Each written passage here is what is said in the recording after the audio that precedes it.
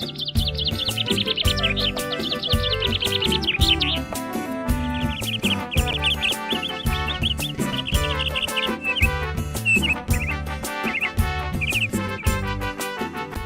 আলাইকুম এভরিওয়ান, আশা করি সবাই ভালো আছেন। আজকে আমরা বানাবো টুটি ফ্রুটি। চলুন দেখে নিই কিভাবে বানানো হয় এই টুটি ফ্রুটি।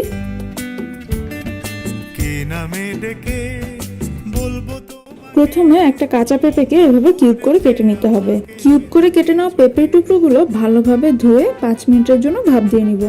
5 মিনিটের জন্য ভাপ দেওয়ার সময় আপনারা আপনাদের পছন্দ মতো যে কোনো ফলের যে কোনো ফ্লেভার ইউজ করে নিতে পারেন। আমি এখানে কোনো ফ্লেভার ইউজ করিনি। 5 মিনিট পর পেঁপেগুলো যখন এমন ট্রান্সপারেন্ট হয়ে আসবে তখন এগুলি ছেঁকে নিতে হবে। মনে রাখবেন পেঁপেগুলো বেশিক্ষণ সিদ্ধ করা যাবে না, বেশি সিদ্ধ হয়ে গেলে একদমই গলে যাবে। এবার অন্য একটা পাত্রে 2 কাপ পানি আর 1 কাপ চিনি দিয়ে একটা পাতলা শিরা তৈরি করে নিব। শিরাটার মধ্যে সিদ্ধ করে নেওয়া পেঁপের কিউবগুলো দিয়ে দিব। যেতে যেতে পায়ে পায়ে গেছি জড়িয়ে, কি করি ভেবে যে মনে বলবে কি লোকে, মন্দ করেছে আমাকে ওই দুটি চোখে, কি নামে ডেকে। শিরার মধ্যে পেঁপের কিউবগুলো আরো 10 মিনিট সিদ্ধ করার পরে শিরাটা সহই একটা পাত্রে তুলে নিব। এখানে আমি 3টা আলাদা বাটিতে লাল, হলুদ আর সবুজ ফুড কালার দিয়ে নিয়েছি। এভাবে ফুড কালারের সাথে পেঁপের কিউবগুলো কিছুটা শিরা সহ মিশিয়ে নিব।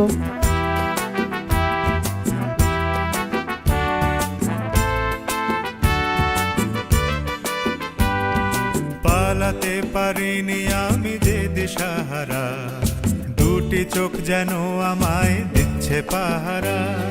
পালাতে পারিনি আমি যে দিশাহারা, দুটি চোখ যেন আমায় দিচ্ছে পাহারা।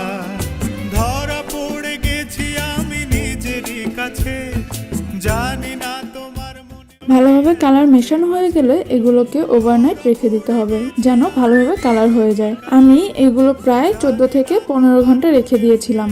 একটা থালাতে এভাবে হালকা তেল মিশিয়ে নিতে হবে যেন টুটি ফুটিগুলো লেগে না যায়।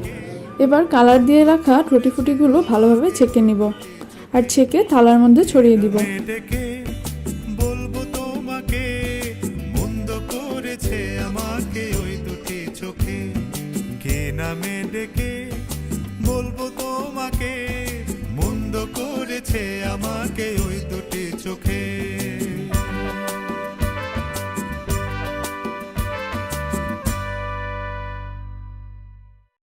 কি নামে ডেকে বলবো তোমাকে, মন্দ করেছে আমাকে ওই দুটি চোখে।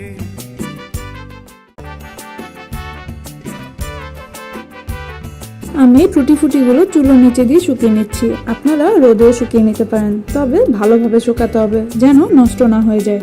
ভালোভাবে শুকিয়ে গেলেই রেডি হয়ে গেল আমাদের টুটি ফুটি।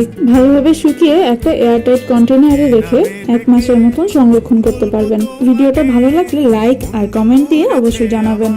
তাহলে আজকের মতন এখানেই বিদায় নিচ্ছি। আল্লাহ হাফেজ।